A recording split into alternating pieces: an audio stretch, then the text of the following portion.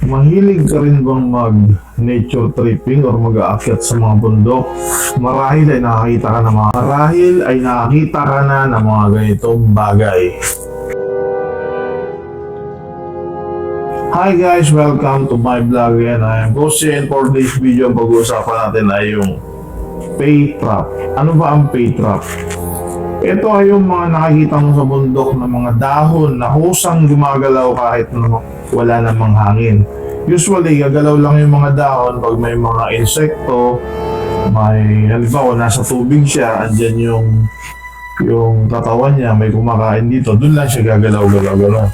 Pero pag wala yung mga bagay na yun, at kumikilos mag-isa yung isang halaman, yun ay tinuturing ng iba na pay trap. Kung walang ibang energy na nakaka-epekto sa kanyang paggalaw, yun ay tinuturing na nila na pay trap. So ang paniniwala sa pay trap ay hindi likas sa ating mga Pilipino. Yan ay nagmula pa sa mga Griego, sa Greek, kaya nga pay. Lagi nilang napagkakamalan na ang pay trap at ang fairy ay magkaparehas, pero magkaiba ito.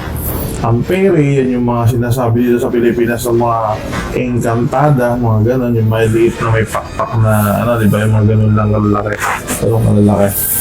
So, ang pay naman, isa din siyang elemento o elementals, pero siya ay hindi siya natutuwa sa tao.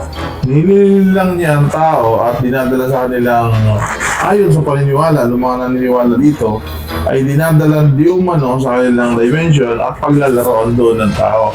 So gumagamit sila ng mga bagay na madali makapansin sa tao, lalo na sa mga bata, para madala nila doon sa kanilang dimension, doon sa kanilang lugar para paglaruan.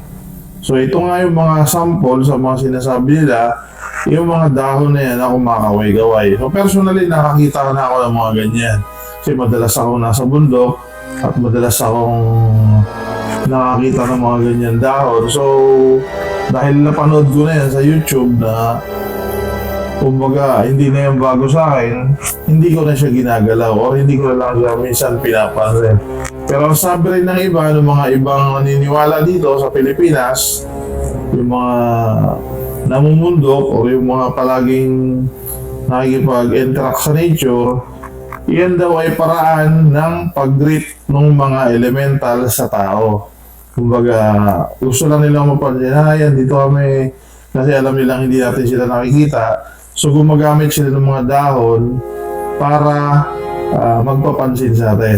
Sa paniniwala ng iba, pwede mo yung kunin, pwede pampaswerte, pwede mo rin kunin para gamitin sa panggagamot niya, lagay sa langis.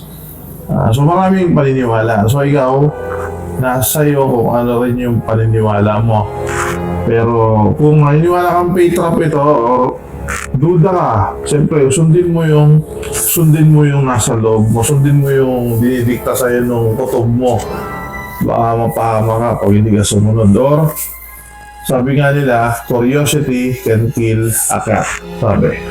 So yun lamang po, maraming salamat.